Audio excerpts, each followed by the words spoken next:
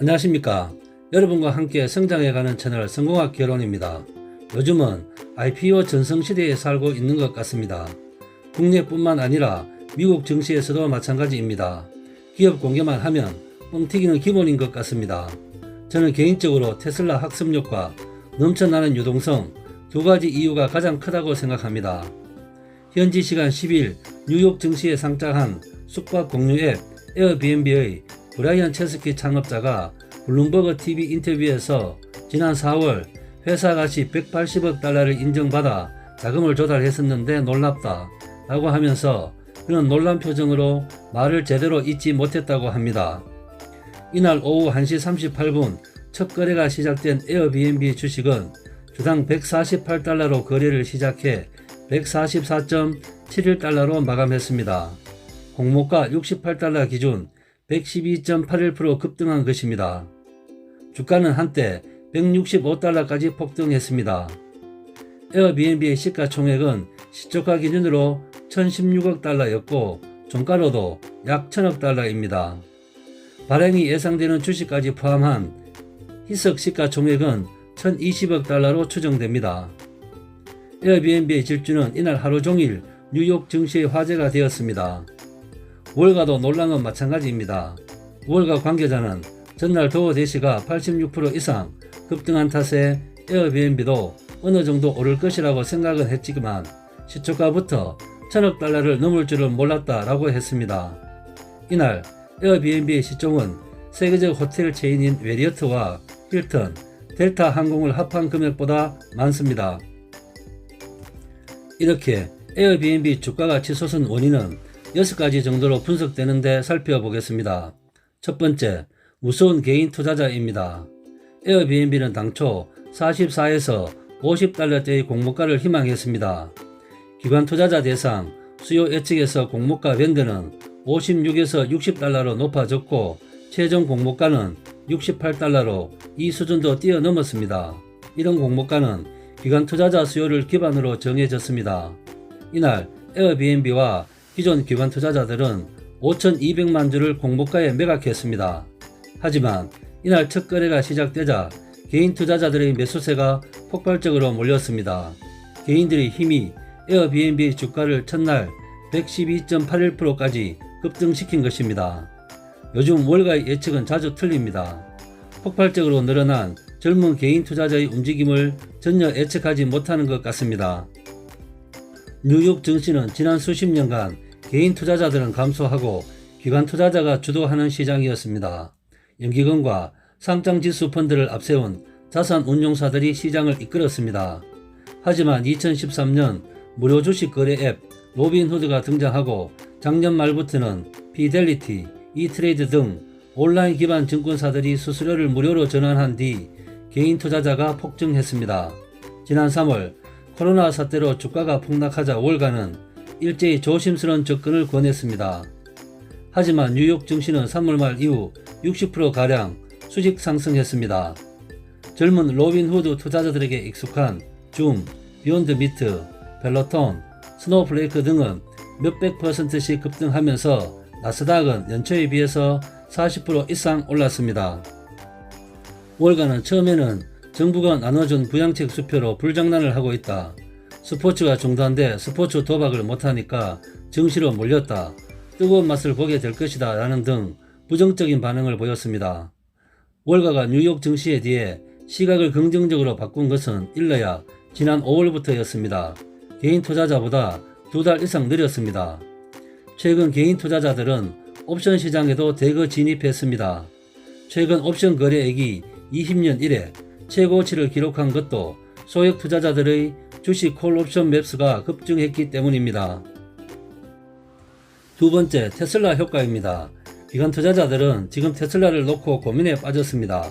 오는 21일 S&P 500 지수 편입을 앞두고 막대한 돈을 들여 원래 600% 넘게 오른 테슬라 주식을 매입해야 하기 때문입니다.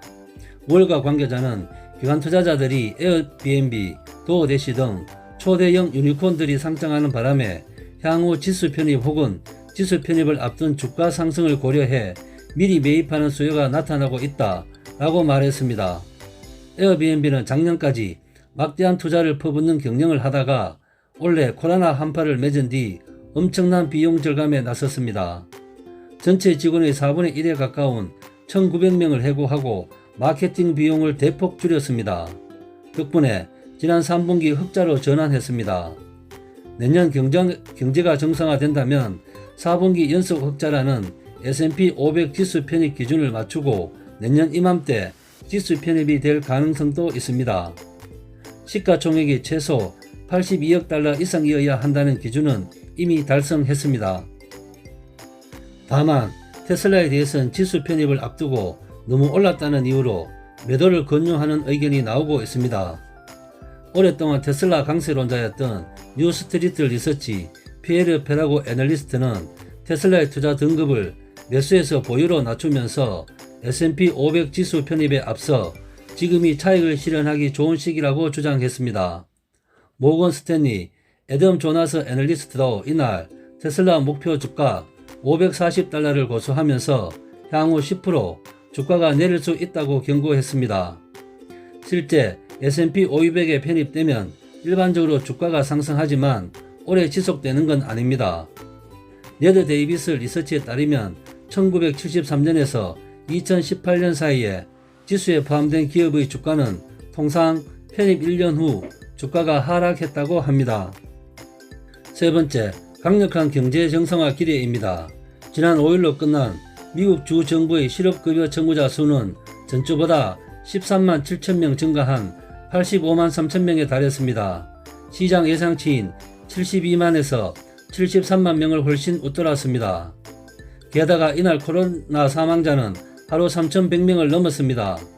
또 민주당과 공화당 간의 추가 경기 부양책 협상도 타결이 불투명합니다. 이날 미국 하원은 당초 11일로 만료될 예정이던 예산안을 오는 18일까지 일주일 연장하고 다음 주 화요일까지 휴회에 들어갔습니다. 협상 시한을 늘린 겁니다.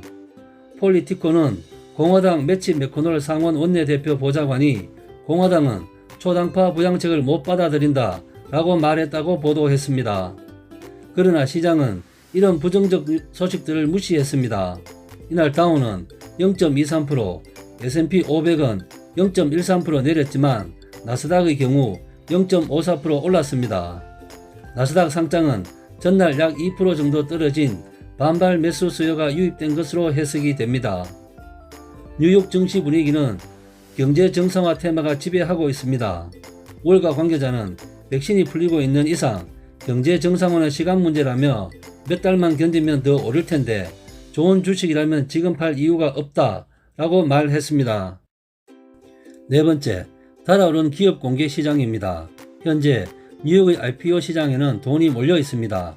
올해 초 40억 달러이던 르네상스 IPO 상장 지수 펀드 운용 자산은 현재 500억 달러를 넘어섰고 연간 수익률은 106%에 달하고 있습니다. 여기에 우회 상장이나 인수 합병을 목적으로 한 기업 인수 합병 회사도 붐을 이루고 있습니다. 올해 신규 상장된 기업 인수 합병 회사가 모집한 자금만 750억 달러, 지난해 전체 규모 135억 달러, 5배가 넘습니다. 이날 에어비앤비가 100% 넘게 올랐지만 올해 기업 공개한 주식들 공모가 기준 첫날 상승률로 따지면 10위에 불과합니다. 그만큼 넘쳐나는 자금 속에 새로 상장한 주식들이 첫날 급등했다는 뜻입니다. 다섯 번째, 흥청이는 유동성입니다. 올해 코로나 팬데믹 극복을 위해 미국 중앙은행 등 세계 중앙은행들은 모두 9조 달러에 달하는 천문학적인 돈을 찍어내 금융시장에 뿌렸습니다. 10일 유럽 중앙은행 통화정책회의를 열고 팬데믹 긴급 매입 프로그램 규모를 1조 8,500억 유로, 기존 1조 3,500억 유로에서 5천억 유로 확대했습니다. 미국 달러화로 따지면 6천억 달러가 더 투입되는 것입니다. FED도 15, 16일 연방공개시장위원회를 엽니다. 가능성은 낮지만 현재 월 1,200억 달러인 채권 매입 액수를 확대할 것이라는 예상도 나오고 있습니다. 여섯 번째, 닷컴 버블 당시 야성적 본능입니다. 닷컴 버블이 터지기 직전인 지난 1999년 당시 한 해 500여 개 회사가 상장을 했습니다. 그리고 이들은 거래 첫날 평균 60% 올랐습니다. 올해도 상장이 이어지고 있습니다. 다만 500여 개인은 턱없이 모자랍니다. 다만 상장 규모로 따지면 당시 이상으로 큽니다. 워낙 플랫폼 효과 등으로 규모의 경제 효과가 커졌기 때문입니다. 이 때문에 IPO 시장으로 빨려 들어가는 돈은 올해 2천억 달러가 넘을 것으로 추정이 되고 있습니다. 일부에서는 닷컴 버블 때 나왔던 야성적 본능이 되살아나고 있다는 말이 조금씩 나오고 있습니다. 물론 존 메이너드 케인스가 지적했듯이 경제성장에는 이런 야성적 본능이 필요한 부분도 있습니다. 여러분과 함께 성장해가는 채널 성공학개론, 오늘의 핫 포인트입니다. 요즘은 미국 증시뿐만 아니라 국내 시장에도 기업 공개만 하면 대박나는 IPO 시대인 것 같습니다. 6가지 이유를 참조하시고 대박나시길 바랍니다. 이상 마치겠습니다. 감사합니다.